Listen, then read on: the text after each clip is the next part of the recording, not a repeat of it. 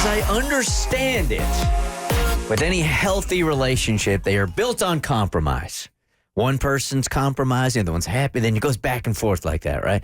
So what if the compromise means that one person in the relationship pretty much has to give up their life for the other person's dream? Now you got problems. That's what our email's about here. Dear Bert Show, I need your help. I have my dream job, my career job in the palm of my hands. My dream job is to be in law enforcement. The job that I am currently at pays decent, but in order to make the move to my dream job, some sacrifices have to be made. My wife would have to quit her job to stay at home to be with the kids. We're not financially stable yet, but we are working on it. In 4 months, my daughter will have her first birthday. My mother-in-law is living with us, and she complains every time we ask her to watch the kids. So that is why my wife would have to quit her job. I want to take the job, but I feel like the right thing is to be responsible and let my dream job slip away. Please, Bert Show, I need your help on what to do. Sincerely confused. Way to hit that all caps, babe. Thank you. If you guys want to play therapist here, 1-855-BERT Show. This one's tricky here because I'm just looking into the future here, and the opportunity for resentment is high on one end or the other here.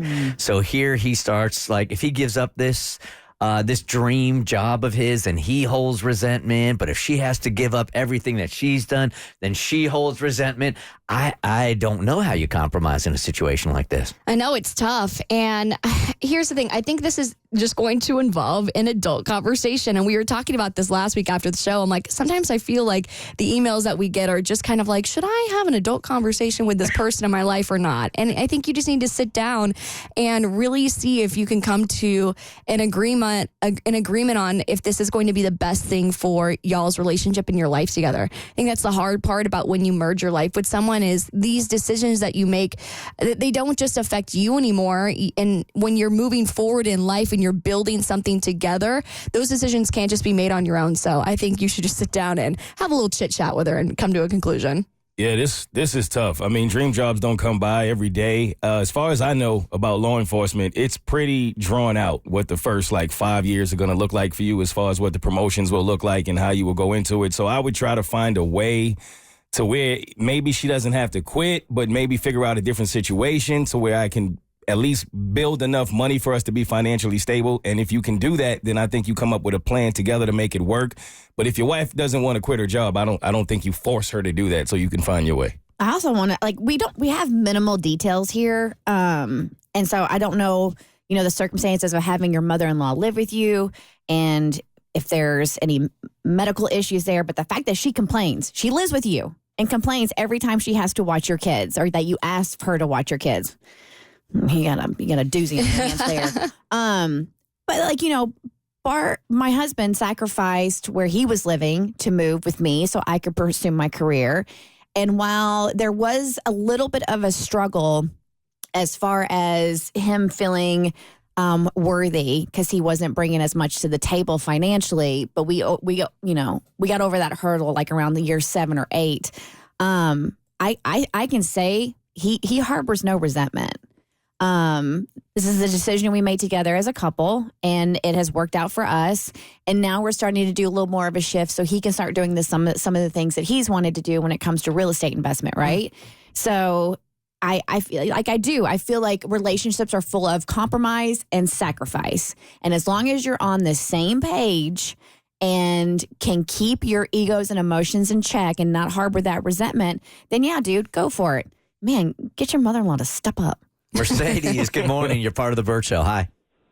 Hi. I actually completely agree. If his wife knows him the way she should, because that's her husband, that she should be able to be I'll take this sacrifice for our family and be there for our family so you can achieve your dreams, because that's what you're supposed to do. It's help build up each other. And that's what relationships is really about, taking those compromises to make life better for each other. Who's to say that she doesn't go back to work in 6 months, a year, or whatever, because he does so good at his job, he gets moved up. It doesn't have to be permanent. That's a good point. Appreciate you calling. And here's Danielle. Good morning. You're part of the Bert Show. You got one dude that wants his dream job, but if he does that, wife has to sacrifice everything. So what do you do?